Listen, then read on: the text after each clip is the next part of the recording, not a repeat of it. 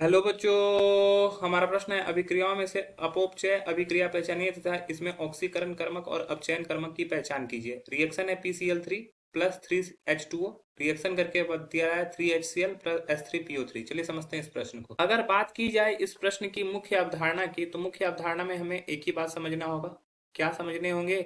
मुख्य अवधारणा में हमें समझना होगा पहले अपचयोपचय अभिक्रिया के बारे में। अपचयोपचय अभिक्रिया को हम लोग रेडॉक्स अभिक्रिया भी बोलते हैं, ठीक है। इस अभिक्रिया को हम लोग क्या बोलते हैं? रेडॉक्स अभिक्रिया। रेडॉक्स अभिक्रिया क्या बोलते हैं? जब ऑक्सीकरण और अवकरण साथ साथ हो तो उसको रेडॉक्स अभिक्रिया बोलते हैं। जहां पर ऑक्सीकरण तथा अवकरण क्रिया साथ हो उसको बोलते हैं रेडॉक्स अभिक्रिया।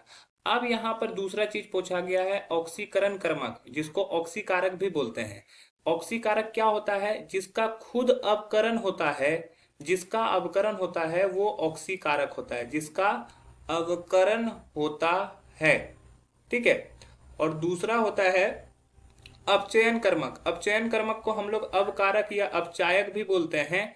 तो अवकारक किसको बोलते हैं? जिसका ऑक्सीकरण होता है, जिसका क्या होता है? ऑक्सीकरण होता है।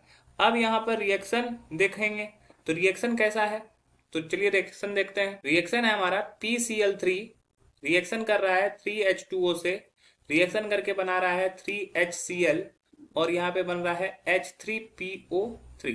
अब यहाँ पे सबका ऑक्सीडेशन नंबर देख लेते हैं। तो ये X हो गया -1 × 3, इन सभी का योग 0, तो X का वैल्यू +3।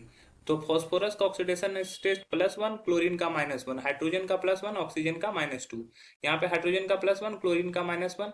हाइड्रोजन का +1 होता है, फास्फोरस का जानना है हमें, तो हाइड्रोजन का +1 × 3 प्लस फास्फोरस का नहीं पता है तो x कर लेते हैं। ऑक्सीजन का होता है -2 × 3, इन सभी का योग 0। तो 3 + x - 6 = 0, तो x = +3। तो यहाँ पे फास्फोरस का +3, ऑक्सीजन का -2 और हाइड्रोजन का +1। तो इस तरह से देखोगे फास्फोरस में कोई बदलाव नहीं आ रहा है, क्लोरीन में कोई बदलाव नहीं आ रहा, हाइड्रोजन में कोई बदलाव नहीं आया, ऑक्सीजन में कोई बदलाव नहीं आया।